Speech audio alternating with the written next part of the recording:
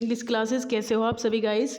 Friends, आज का practice set 52 है और मैं करा रही हूँ आपको D T plus B, TGT, PGT, UP, EMRS और बीपीएससी जैसे एग्जाम्स के लिए प्रिपरेशन। ठीक है, अगर आप अभी तक जुड़े नहीं हैं मेरे साथ तो सब्सक्राइब कर लीजिए चैनल को, ताकि आगे तक की जो भी वीडियो हैं वो आपको टाइम पर मिलती रहें और आप उनका फ़ायदा उठाते रहें। ठीक है, लाइक शेयर जरूर कर दीजिएगा सेशन को अगर आपको क्लासेस अच्छी लगें तो, और ज़्यादा से ज़्यादा देखिएगा। जितनी क्लासेस आप देखेंगे आपको बहुत ज़्यादा नॉलेज चीज़ों की होगी। ठीक है, चलिए देख लेंगे, शुरू करते हैं क्या है हमारे पास आज की क्लास में। और लाइक शेयर करना बिल्कुल नहीं भूलिएगा गाइस लास्ट। ठीक है, चलिए देख लेंगे भाई। तो पहला क्वेश्चन हमारा स्क्रीन पे ये रहा। तो Milton composed Paradise Regained at his cottage in, ये क्या है भाई, चेलफ्रॉन्ट, सेंट गिल्स। तो यहाँ पूछा जा रहा है कि भाई जो ये थे हमारे मिल्टन थे, इन्होंने कैलफोंट बोलें, जो भी बोलें आप इसको, शेलफोंट है या, तो पैराडाइज रिगेन्ड को कहाँ पर इन्होंने जो है किया था कंपोज। ठीक है, तो बकिंघमशायर है, वॉरविकशायर। वॉरविकशायर आपको पता है ये किससे रिलेट है, ये शेक्सपियर से रिलेट है। ठीक है ना, तो यहाँ बकिंघमशायर हो जाएगा, यानी कि पहला जो ऑप्शन है वो आपका करेक्ट है। Milton's poetry is a mirror in which the writers character is very clearly reflected. ये पहले भी लाइंस मैंने आपको इसका आंसर दिया है और बहुत ही अच्छा क्वेश्चन है ये। तो ये बात किसने कही है कि मिल्टन की जो पोएट्री एक मिरर है जहाँ पर राइटर्स के कैरेक्टर है इज़ वेरी क्लियरली रिफ्लेक्टेड, बिल्कुल अच्छे तरीके से रिफ्लेक्ट करता है हर किसी का कैरेक्टर। तो यहाँ जो बात हो रही है मैकमिलन की है, यानी कि बी ऑप्शन हमारा करेक्ट है। Alone of England poets, alone in English art, Milton has it. He is our great artist in style, our one first rate master in the grand style। बताइए, देखिए ये line बहुत बढ़िया है guys. He is our great artist, इतनी सी line भी आ जाती है ज़्यादातर, तो मैंने आपको स्टार्टिंग से दी है, but he is our great artist in style, our one first rate master in the grand style. तो इस तरीके से भी चीज़ें ये लाइन बनती है खाली। तो बताइए ये कहाँ पर ये जो है हो जाएगा आपका, तो ये मैथ्यू अर्नोल्ड की स्टेटमेंट है गाइस, ए ऑप्शन हमारा करेक्ट हो जाएगा। और कहाँ पर, ऑन शेक्सपियर में। ऑन शेक्सपियर आप जानते हो कि वर्ड्स मैथ्यू अर्नोल्ड ने लिखी है शेक्सपियर के बारे में। Shakespeare's passion is passion modified by passion, Milton's passion is passion modified by contemplation. बताइए, देखिए ये जो है जो शेक्सपियर की पैसन है वो पैसन से मॉडिफाइड है, जबकि मिल्टन की जो पैसन है वो कंटेम्पलेशन से, सोच विचार कहते हैं जिसको, उससे मॉडिफाइड है। तो बताइए ये जो है किसने कहा है ऐसा, तो विलियम हेजलिट का कहना है, यानी कि सी ऑप्शन करेक्ट है यहाँ पर। The play is a criticism of war, Galsworthy presents his indictment of the great war in an allegorical manner. Which play is that? Allegory आप जानते हो, जहाँ पर दो मीनिंग, दो पैरेलल स्टोरी साथ साथ चलती हैं, एक हमें सामने दिखाई देती है और एक मोरल होता है जो उसके साथ साथ चलता है। ठीक है, तो इसमें देखिए ये एक एलिगोरिकल है और the play is a criticism of war. एक जो प्ले है वो वॉर का क्रिटिसिज्म दिखाता है, क्रिटिसाइज करता है वॉर को। और Galsworthy present indictment of great war. ठीक है भाई, तो द जॉय है, अ फैमिली मैन है, द स्किन गेम है या फिर द शो है। तो देखिए इसका आंसर आपका बन रहा है द स्किन गेम। ठीक है, स्किन गेम, इसमें दो रेशियल प्रेजुडाइस, यहाँ पर रेशियल लॉयल्टीज़ में भी है रेशियल, तो लेकिन यहाँ पर दो घरानों के बीच में जो है वॉर है और काफ़ी इसमें चीज़ें हम इस टाइप की देखते हैं। तो सी ऑप्शन है आपका। अच्छा, तो जो ये आपका स्किन गेम था ये आया था 1920 में। ठीक है भाई, 1920 में जो था स्किन गेम हमारा आया था। अगर इसकी बात करें, ये ईयर वगैरह आप थोड़ा सा जो इनके वर्क है गाल्सवर्दी के आपको याद रखना चाहिए। फैमिली मैन की बात करें तो 1922 की बात कर लेंगे। और कौन सा, हाँ, द शो की बात करें तो ये आपका 1926 है, 1926 है। इस टाइप से चीज़ों को थोड़ा याद रखने की कोशिश कीजिएगा। Galsworthy presents various forms of egoistic prejudices, delusion and numerous other vices that eat into the vital of our life. The plays, कौन सा प्ले है, देखिए गाल्सवर्दी ने प्रेजेंट किया है इसमें various forms of egoistic prejudice. ठीक है, डिल्यूजन, जो खुद में ही लोग जो है बहुत ज़्यादा आत्मसम्मान रखते हैं, तो प्रेजुडाइस थोड़ा सा डिल्यूजन है, नंबरनेस, अदर वाइसेस हैं इसमें, और that eat into the vital of our life. तो द जॉय है, अ फैमिली मैन है, द स्किन गेम है, द शो है।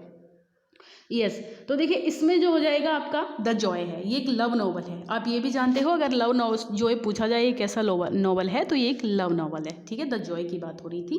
चलिए, अच्छा जॉय कब था, मैंने अभी शायद आपको बताया था, हाँ, जॉय की बात करें तो 1909, जॉय नहीं बताया सॉरी, हाँ 1909 आप इसको याद रखिएगा, स्ट्राइप के साथ आया था। This is a domestic drama, and in this play, Galswadi attacks the misuse of authority and exposes its harmful consequences in domestic life. तो this is a domestic drama, and in this play, Galswadi attacks करते हैं misuse पर, authority जो होती है, अधिकार जो होते हैं उनके misuse पर, और expose करते हैं इसका जो harmful consequences है domestic life के अंदर। तो ये The Show है, The Forest है, The Skin Game है, A Family Man है। तो इसका आंसर आपका फैमिली मैन बनेगा, ठीक है। वो अपनी फैमिली को जो है जोड़े रखने के लिए या कैसे भी करके जो है अथॉरिटी उसके पास रहती है, तो कैसे डोमेस्टिक लाइफ में लोगों पे इसका प्रभाव पड़ता है, किसी को फ़ायदा होता है, किसी को नुकसान होता है, कुछ लोगों को ये झगड़न लगती है तो कुछ लोगों को अच्छा लगता है। तो चीज़ें बहुत सारी हमें देखने को यहाँ पे मिलती हैं फैमिली मैन के अंदर। और फैमिली मैन आपका कब आया था? 1922, जो कि मैंने अभी आपको बताया था पिछले क्वेश्चन में।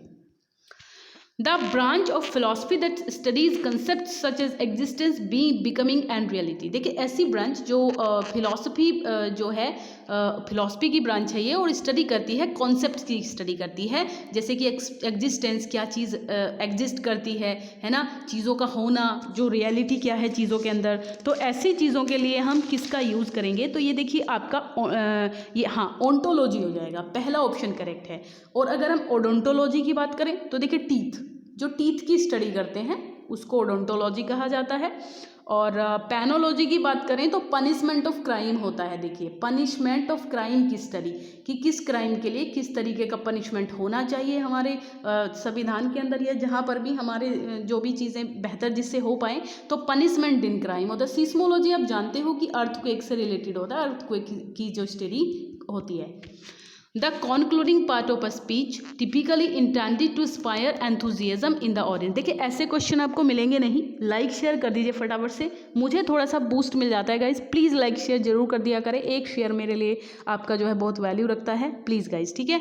चलिए द कॉन्क्लूडिंग पार्ट होता है लास्ट का, और typically intended to inspire enthusiasm in audience. Audience के अंदर एक बहुत ज़्यादा उत्तेजना पैदा हो जाती है इसके बाद, तो इसको क्या कहा जाएगा?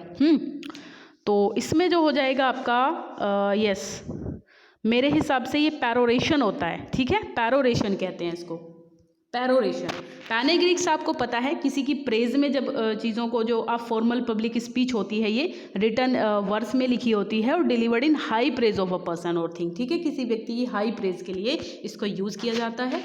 और मोटिवेशनल स्पीच आप जानते हो, जिसको थोड़ा मोटिवेट करने के लिए जो मोटिवेशनल स्पीकर यूट्यूब पे बहुत हैं आजकल, तो देखते ही हो आप कैसे करते हैं। और यूलॉजी आपका हो जाता है थोड़ा सा अच्छी लैंग्वेज में, थोड़ा सा मधुर लैंग्वेज में किसी चीज़ का होना, ठीक है। चलिए नॉइस कहाँ से आ गया भाई? नाउन्स होता है ये तो, ठीक है, नाउन्स होता है। मैं जरा इसको करेक्ट कर दूँ, ये नाउन है, ठीक है।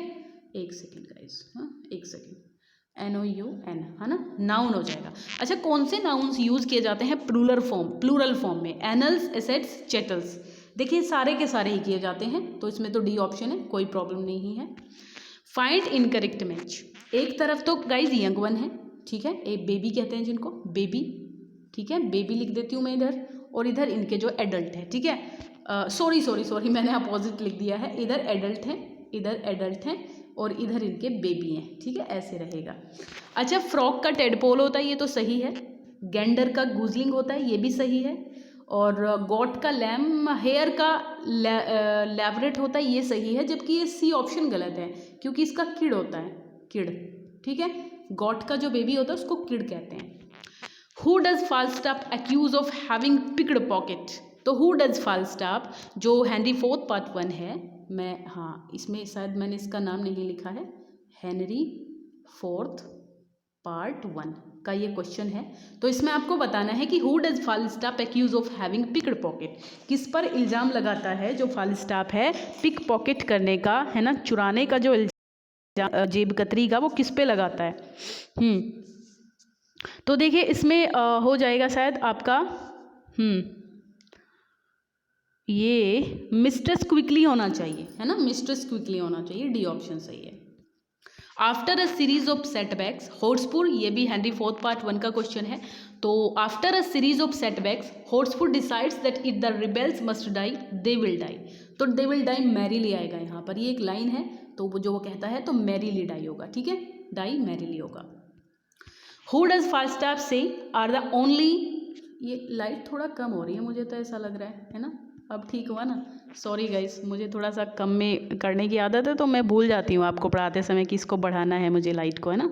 चलिए, तो who does Falstaff say are the only man who can keep honour. तो फाल्स्टाफ के अकॉर्डिंग कौन ऐसा व्यक्ति है जिसको केवल सम्मान मिल रखता है, जो सम्मान होता है जिसका? तो क्लेवर होते हैं, वेल्दी होते हैं, ब्रेव या फिर डेड। तो यहाँ पे द डेड की बात हो रही है ना, जो मर जाते हैं उन्हीं को थोड़ा ऑनर मिलता है, तो ऐसा मानना फाल्स्टाफ का था। Who acts as a decoy for Henry. तो डिकॉय, हु एक्ट्स, कौन एक्ट करता है एक डिकॉय की तरह हेनरी के लिए? Lord Jim, Westmoreland, Walter Blunt या फिर रिचर्ड वर्नर। ओके, तो इसमें मुझे लग रहा है जो आपका आंसर है,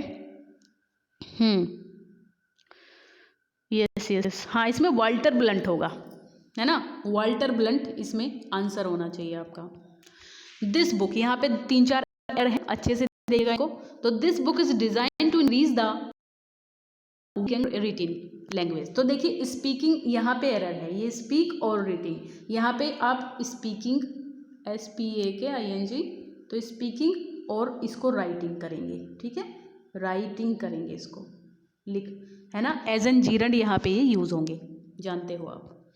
the girl sang few songs to entertain the guest. Girl ने कुछ गीत गाए गेस्ट को एंटरटेन करने के लिए, but the guest were not pleased, लेकिन गेस्ट खुश नहीं हुए।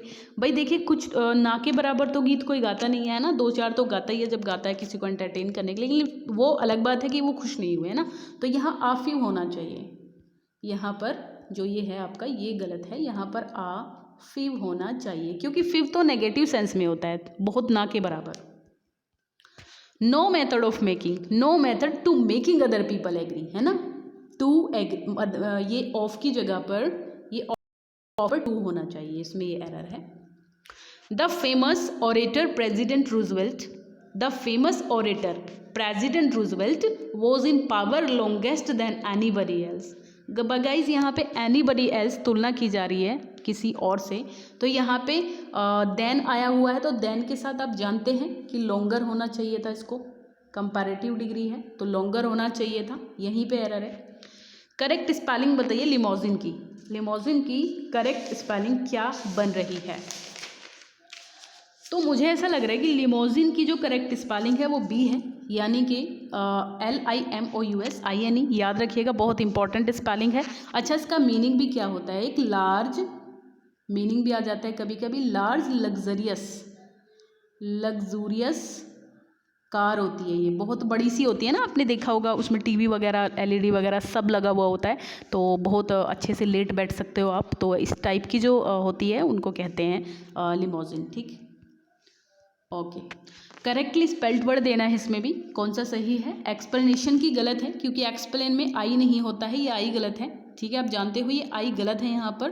बिगिनिंग में डबल N होना चाहिए, है ना? बिगिनिंग में डबल N होना चाहिए। इसमें एक्सप्लेन में जो PLANA होना चाहिए, ठीक है? यहाँ पर रॉन्ग है। मेंटेनेंस होता है ये, मेंटी, ये ए की जगह पर यहाँ ई होना चाहिए। बाकी गराज आपका सही है, ठीक है? गराज आपका बिल्कुल सही है। फाइंड इनकरेक्ट वर्ड, सही वर्ड बताना है यहाँ पर इनमें से। अच्छा sorry, find incorrect one word, ठीक है? जो सही हो वन वर्ड में। तो unexpected stroke of good luck, windfall, देखिए पहला ही गलत है, बाकी जो यूजिंग ऑफ न्यू वर्ड्स है नियोलॉजी होता है, ये सही है। Views which are not of one's liking, irritating होता है, कुछ चीज़ें जो किसी को पसंद ना हो, इरिटेट करती हैं उसको, तो ये सही है। वॉकिंग इन स्लीप, सोमनोब्लिज्म होता है, ये भी सही है। तो ये जो ए है ना, ये विंड फॉल होगा आपका, विंड फॉल होगा, ना कि विंड फेल, ठीक है? विंड फॉल होता है ये। फाइंड आउट इनकरेक्ट, ये भी वन वर्ड बताना है आपको, incorrect. Things that can not be understood, unintelligible, ये तो सही है ना? और those who live at the same time, contemporary, ये भी सही है। To spread troops for battle, employ नहीं होता ये एम्प्लॉय नहीं होता है, ये शायद आपका डिप्लॉय होता है, ये ही गलत है, ये आपका डिप्लॉय होता है, ना कि एम्प्लॉय, है ना? जो स्प्रेड करते हैं ट्रूप्स को फॉर बैटल के लिए। ये tumour which is not likely to spread, benign, ये बिनाइन सही है, ठीक है भाई? अच्छा 24 क्वेश्चन है, विच इज़ करेक्ट, इसमें कौन सी स्टेटमेंट करेक्ट है। जो हाइफेन होता है वो शॉर्टर होता है डैश से, हाइफेन डैश से शॉर्टर होता है, ये सही है, करेक्ट है। द प्रोनाउंस, जो प्रोनाउन होते हैं आई और इंटरजेक्शन ओ कहीं पे भी आ जाए क्या कैपिटल लेटर में होते हैं, करेक्ट है। The apostrophe is use to show the omission of letter, omission मतलब किसी का जो लोप कहते हैं, विलोपन या लोप, तो अपोस्ट्रोफी किसी चीज़ का जो ओमिजन दिखाती है लेटर्स का, ये सारे सही हैं, पढ़ने में कोई दिक्कत नहीं है इनमें। लास्ट क्वेश्चन है आज 25 है guys. In which play of Galsworthy do we find characters Kenneth Malise, Clare, Dedmond and Malise. तो ये कैरेक्टर कहाँ पर मिलते हैं हमें, कौन से गाल्सवर्दी के कौन से प्ले के अंदर हमको ये कैरेक्टर मिलते हैं, तो ये बढ़िया से जानते हैं आप। हाँ, तो ये शायद इसमें थोड़ा कन्फ्यूज़न है मुझे, एक सेकेंड, क्या है ये भाई, अच्छा ये कैरेक्टर कहाँ मिलते हैं, तो ये आपका फ्यूजिटिव हो जाएगा, फ्यूजिटिव है ना, फ्यूजिटिव में मिलते हैं, द फ्यूजिटिव में। कब आया था ये द फ्यूजिटिव, 1913 में आया था, 1913 में आया था, और ये आपका 1914 में आया था। याद रखिएगा, फ्यूजिटिव आया उसके बाद मोब आया, 13 में फ्यूजिटिव आया, 14 में मोब आया, ठीक है ना। और स्केप मैंने अभी आपको बताया था, ठीक है, स्केप के बारे में, स्केप वगैरह कब आए थे, तो ये शायद अभी बताया था आपको।